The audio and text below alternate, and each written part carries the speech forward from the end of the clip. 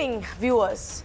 Now, while we were all bracing for the big action-packed Friday that we're going to watch tomorrow in the Lok Sabha, where the debate over the no-confidence motion against the government takes place, today was no less. It was a stunner of a day as well. Why do I say that?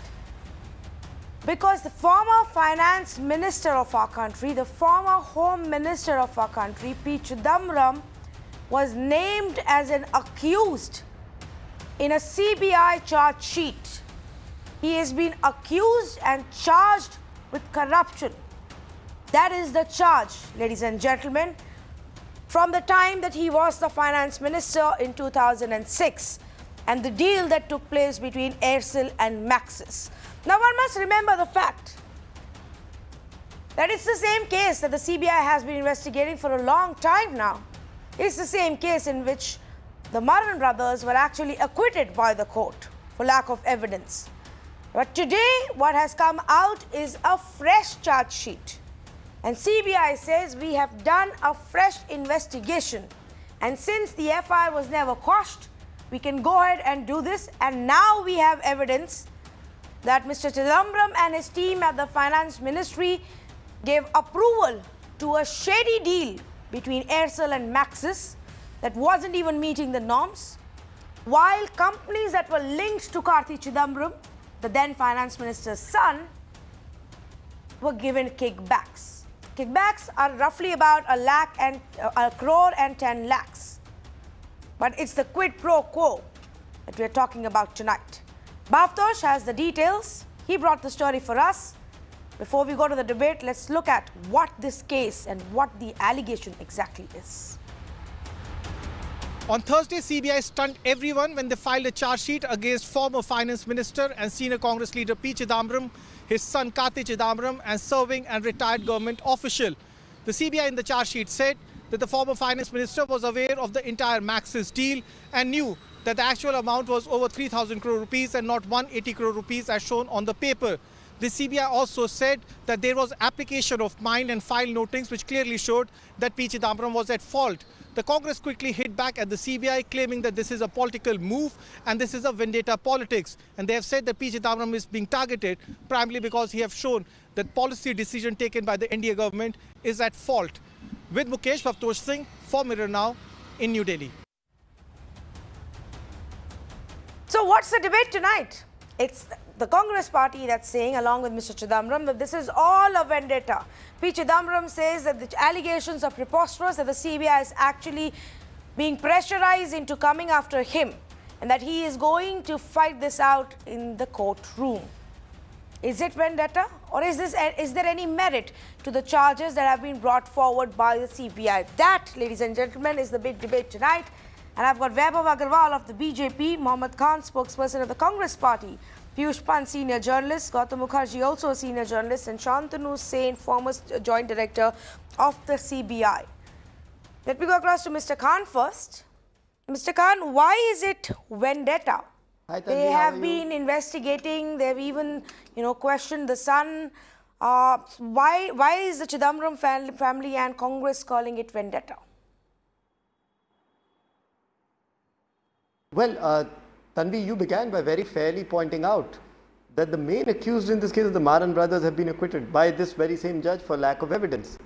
Number two, the charges against Mr. Chidambaram are so ludicrous because they completely ignore the fact that there was an entire hierarchy in place. They say that the Cabinet Committee on Economic Affairs was bypassed, but that is a myopic argument because the deal was examined, or the proposal was examined by capable officers, none of whom, by the way, are part of this charge sheet, and who either the government says is complicit or negligent, which they don't, and they passed this decision based on a minuted process. Every piece of paper is available to show how the decision was taken. Number three, this is where the argument becomes clever on the part of the BJP. Actually, it's a low-level sort of cunning. They say that the shares on today's date are worth X, and X is above the limit that board could clear. But you don't evaluate the shares on the basis of what they're worth today. You evaluate them on the basis of what they were worth on the day they came for clearance. Now, you're saying Mr. Chidambaram should have had some degree of foresight and known factors which were outside his control or were not presented. That's absurd. He has exercised due diligence. He has followed the process. He is the only thing that they have against him is a vocal critic of the government. But I will say one thing, Tanvi, and this I think changes the debate. And you'll bear with me because it's a little bit of a deviation from here. We held a press conference earlier today at 6 o'clock, where we put forth before the public the startling revelations that government officials, on the instructions of the Modi government, are trying to get Christian Michel, the so-called middleman in the Augusta Westland case, to sign false documents that he met with Sonia Gandhi ji. They are so desperate after 4 years, Tanvi, that they've not been able to come up with a single shred of evidence that they have to falsify evidence. Mr. Randeep Surjewala, the chairman of Aircel, one of our highest leaders, came and presented this evidence before the people. And this evidence was put forth by his lawyer, who has no stake in India. So you can assume that she should be neutral. Coming back to this debate, Tanvi, the same thing is happening here. A bankrupt BJP with its back to the walls, with its goodwill eroded completely over the last few years under the weight of its empty slogans and jumlas. Okay. Now is going after so leaders of the Congress. before I go to Vaibhav Agarwal for a response, Mohammad Khan, do you expect us to believe that a deal of this magnitude was and the application was with the Foreign Investment Promotion Board, which was under the Finance Ministry at that point of time, and the Finance Minister had no idea about it in 2006? No, it's not about no idea, na, Tanvi. So he knew about, of course he knew about the deal. The process was followed. There was an entire group of officers, Tanvi, and your channel is showing pictures of some of them on the right-hand side of the screen, who actually participated in the decision. These are officers with decades of experience. These are officers who wrote down why they took the decision. Why would they do that if they wanted to carry out some sort of clandestine operation to subvert the public good? It doesn't make sense. And then the file was put up to Mr. Chidambaram after having been examined, and then his approval was given. Now this entire miasma that's being constructed, you and I both know after 4 years, if they had the proof, Tanvi, they would have brought it in the first year. This is retrospective manufacturing of evidence. Vaibhav Agarwal, your response, manufactured a case and manufactured evidence because BJP is getting desperate.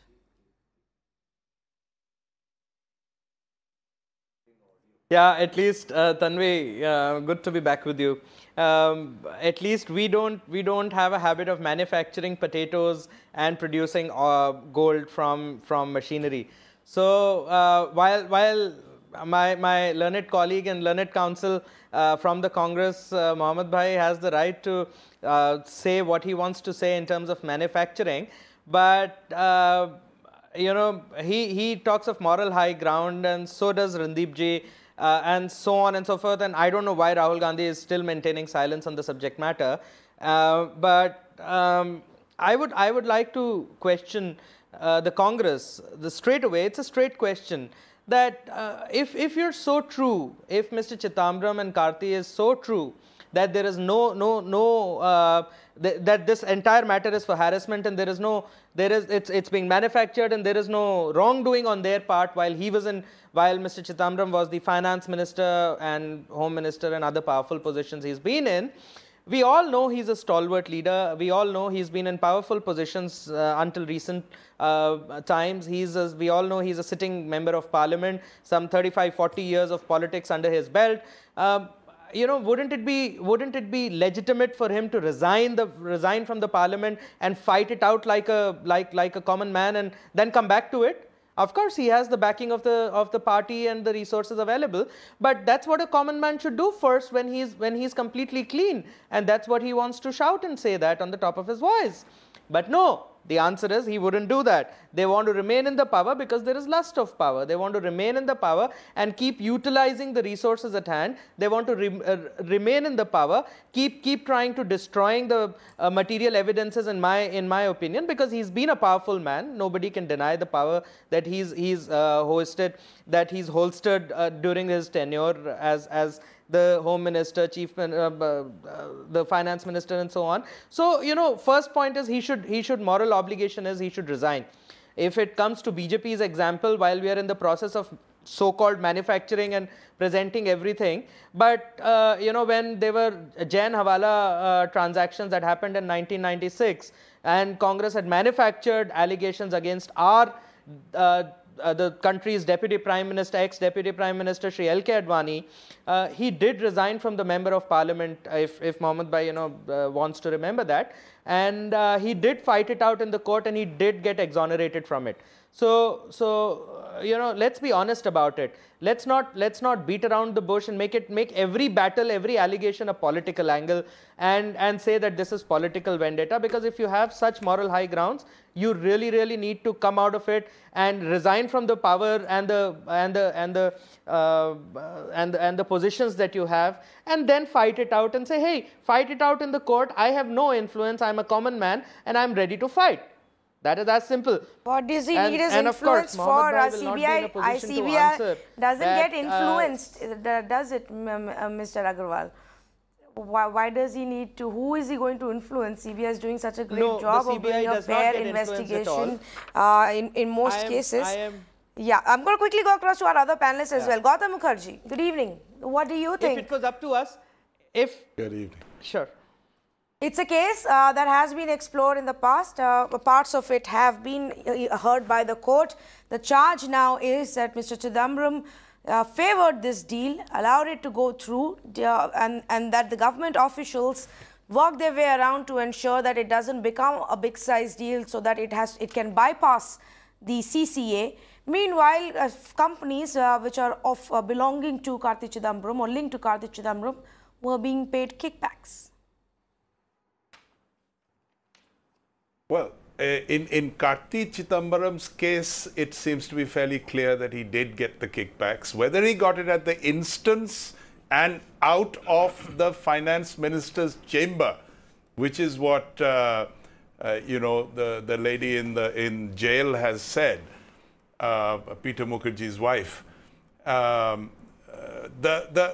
point is that this word vendetta is turning in its grave. It comes from the time of Shakespeare's Merchant of Venice, and it's been used, I think, hundreds of times by the Congress at the first sniff of anything directed at them, because they insist they are blameless in everything, never were corrupt, never took a penny from anybody or anything. But that's the position they maintain, whether it's at all credible or not. As far as this happening to Chidambaram at this point in time, I won't go into the nitty-gritty, because the court will find its own way, and the prosecution process from CBI to charge sheeting and step by step will discover what it discovers. But it will do an enormous amount of damage to the Congress party right now, because the former three-time finance minister, if I remember rightly, home minister from Rajiv Gandhi's time, and so on, in charge of lots of sensitive information from the intelligence agencies and so on, is going to be taken shortly into, in all probability, into custody and questioned, just like his son. And this sort of thing will play out 6 months prior to the elections and probably right into the elections. If he is convicted eventually, that will happen way after 2019, but it's enough that a patrician of the Congress party like Chidambaram, who sort of walks on water, is prosecuted directly as any other possible common criminal. So it's going to be very interesting. Sure. Just to make our viewers understand this, I've just tried to break this down into 5 key points without getting into the nitty-gritties of the otherwise the case. Point number 1 is that there was a government nod to a foreign investment application between an Aircel wanted money that was coming in from Maxis, which was an international firm. And simultaneously, this happened in March 2006, simultaneously, 2 companies, Advantage Strategic and Chess Management, which are linked, supposedly owned or run or linked to Karti Chidambaram, got kickbacks of 27 lakh and 87 lakh roughly. Point number 2, that the deal size was supposed to be 3,200 crore. This is what the CBI is claiming. Of course, this is the CBI's case that I'm telling you about. But it was 3,200 crore initially. It was brought down to 180 crore. The final approval that came in was for a deal of 180 crore rupees. CBI says that there was a premium on this deal that you didn't tell the government about, so that you could bypass the CCA and not give them the details and just get away with this. Point number 3, like I said, is that the premium was not shown on the deal. So the deal was bigger in size, would have needed a lot more approvals, but that didn't happen.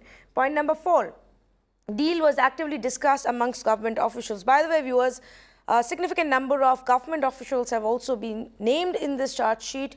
Few of them are still serving IAS officials, 2 of them to be precise. Others have retired, big names from that time. Point number 5, file notings show finance minister was aware. I find this point very, very interesting. I asked Mohammad Khan about it because I vaguely remember, I may be mistaken, that there was a point in time where Mr. Chidambaram alluded to the fact that he didn't know about every deal that was being cleared by the FIPB. There was a team that used to look into it. But Piyush Pant, file notings that show that he was aware, how crucial will that be in a case where you're trying to prove quid pro quo? I think that will be very important, because if the notings are there, that is proof enough to point out that you were at fault. So I think if the notings are there, you cannot deny the allegations. You will be asked for it. You were aware about it because you yourself made the notings. So I think that is a solid proof which may land him into trouble, you know. So I think he cannot deny it black and white. If the noting are very important in a file, and that is a crucial point. But what I feel, it is the timing of this case. I mean, the filing of the case by the CBI. You know, tomorrow is the debate. You know, no confidence motion debate, and this could have been filed yesterday or say a week before. But what is happening, you know, now since tomorrow the Prime Minister will be at the receiving end by the opposition, then he needs to paint a picture, a corrupt top leaders of the Congress, very corrupt and involved in deals. So I think that is more important as of today. But whatever evidence, and another point is there, that what was the need for the CBI to reinvestigate the matter and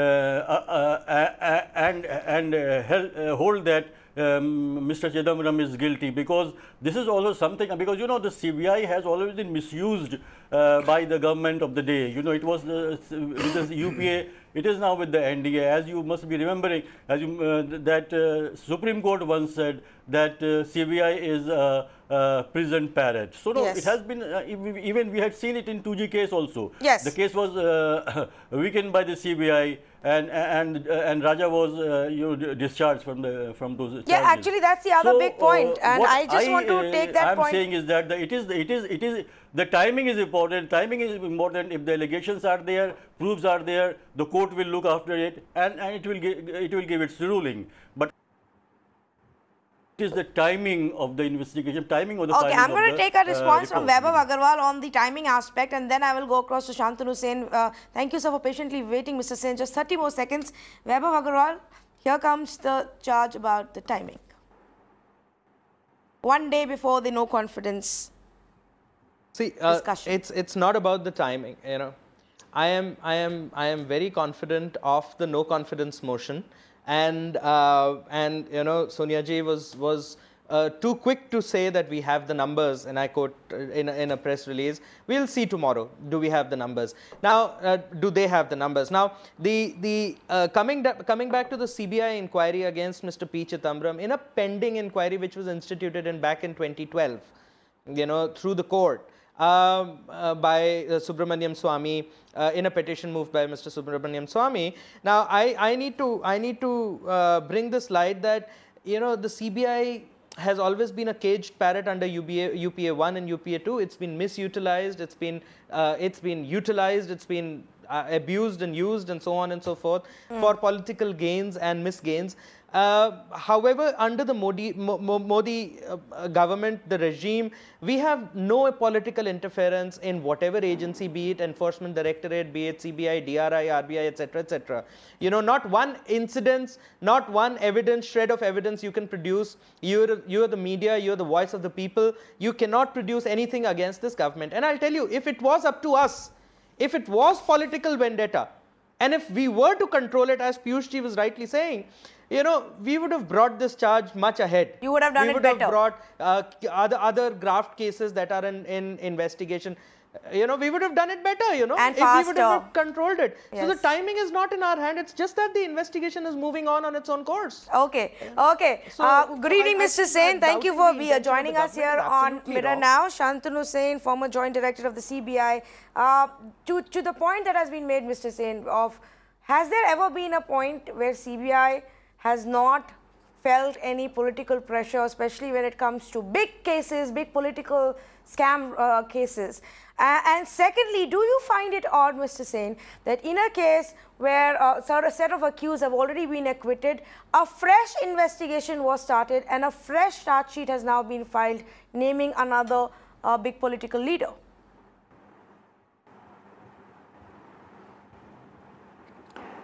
You have made two questions. One, whether CBI has been under political pressure and whether this investigation after a discharge, it was not an acquittal, it was a discharge by the of the Maran brothers, why further investigation?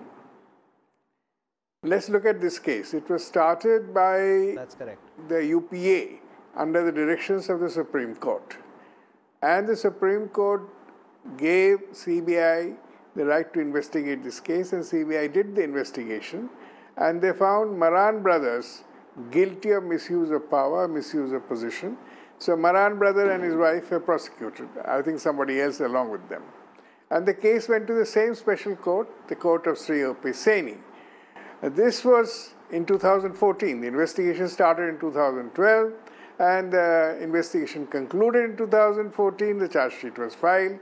Simultaneously, the ED also filed a charge sheet, holding, according to the CBI finding, that these whatever money Maran brothers made were the proceeds of crime, so they have been money laundering. So both charge sheets were before Mr. Saini, who was the court for both branches, both units of the government.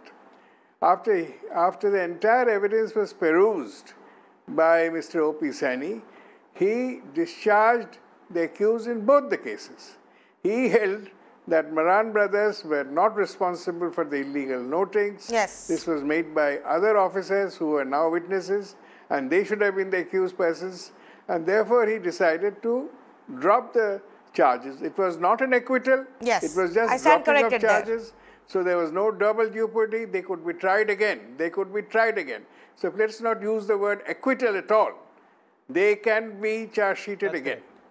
And thereafter, the ED also dropped the cases, saying ED was also asked to drop the cases because there is no crime. How can there be money laundering? Now, what is very interesting, the CBI took up the investigation in the same case for FIPB violations and kickbacks involving Kartik Chidambaram and his father, the finance minister. Now, the question that does arise and will arise, I'm sure, is why these charges were not investigated when Maran brothers were being investigated. Why did CBI did not do that investigation? Was CBI acting as the caged parrot? Was CBI leaving out the finance minister? Or was there no evidence against the finance minister? And therefore, CBI did not proceed with the finance minister. This question will definitely arise. CBI finally takes up the investigation against Mr. Chidambaram and his son. When? When this government comes to power. And after being urged repeatedly by the Supreme Court to conclude the investigation within 6 months, Yes. decides to file a charge sheet immediately before the no confidence motion, and strangely does not even wait for prosecution sanction of the serving IAS officers. This is seldom taken recourse to. CBI has to wait These people cannot be prosecuted. Court cannot take cognizance till the sanction of the government is given. Right. What was the hurry? What was the hurry to file a charge sheet now when no sanction for the government officials were given? So this question will arise, two questions will arise, CBI has to explain. Why did they not investigate Chidambaram and his son when they were investigating the Maras? It was the same case. And if they had found Chidambaram and his son involved in corruption, they should have booked them. Right. Obviously, fair enough. either So, they did not find or they were influenced not to find. Of course, the CBI is not going So to this tell is the us, question. answer us on this. But let me take your 2 points, very crucial points, and thank you for presenting them in such a clear manner. To Mohammad Khan, it's very interesting what Mr. Sen is saying. Yes, for you to say it's vendetta right now, Yep. from where I stand, what it looks like is a very simple question, even of conflict of interest. Should Chidambaram, should Mr. Chidambaram be looking at those deals when his companies that his son is linked to were being paid by the very same firms, applicants? Isn't there at least a conflict of interest?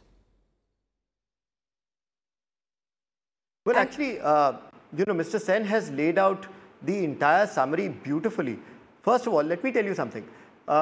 When they were investigating the matter initially, when Subramaniam Swamy made a hue and a cry, then was there an absence of evidence or were you going slow? I think it's the former, that there was no evidence at the time.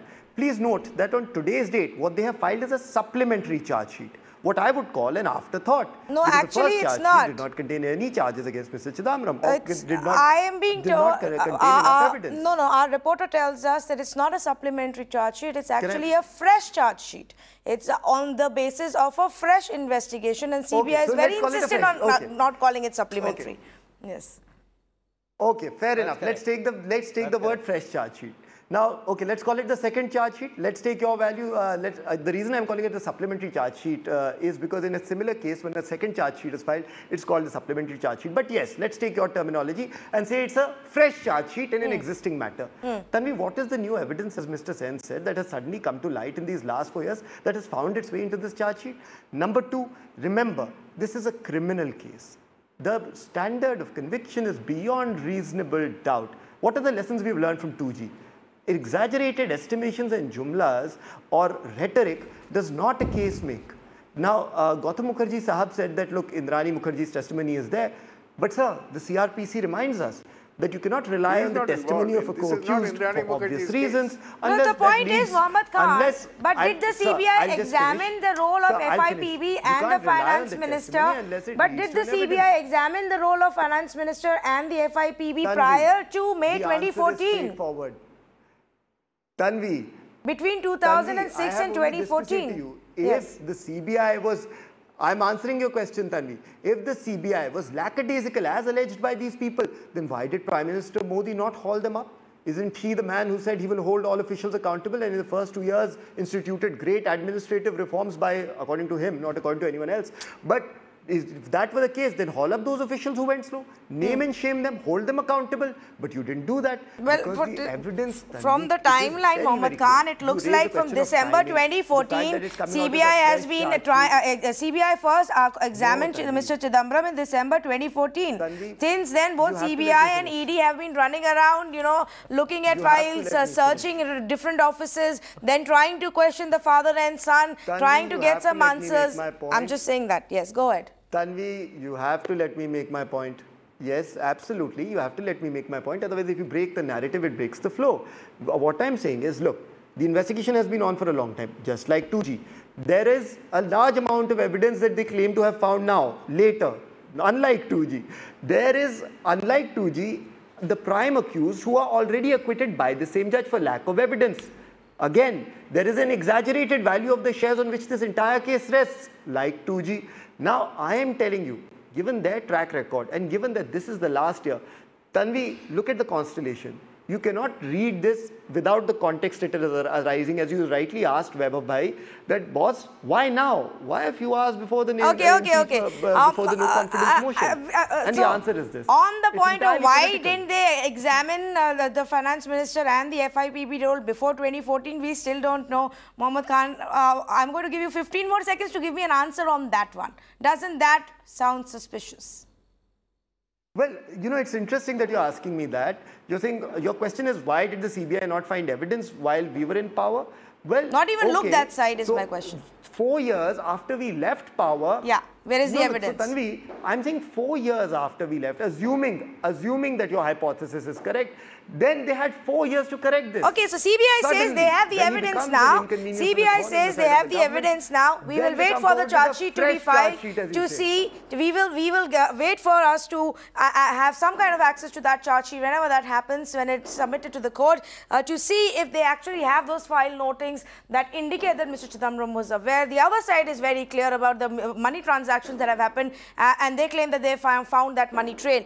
To Vaibhav Agarwal, the other aspect that Mr. Sen raised, which is about the timing of this. What was the hurry? You have 2 serving IS officials who have been named as accused in this. You need permission to prosecute them. That and all hasn't been done. Why did you rush?